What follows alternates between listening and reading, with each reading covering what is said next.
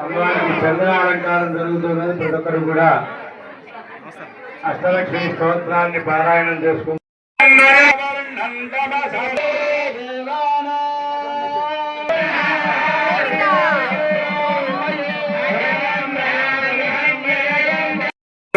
ఎక్కడన్నా పండితే కాక నోరు నామం చెప్పాలి.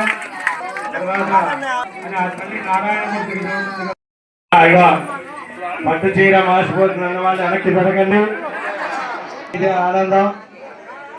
అమ్మవారి పాదాలకి మధ్య చందనాన్ని మనందరికీ అనుగ్రహంగా ప్రసాదిస్తున్నారు.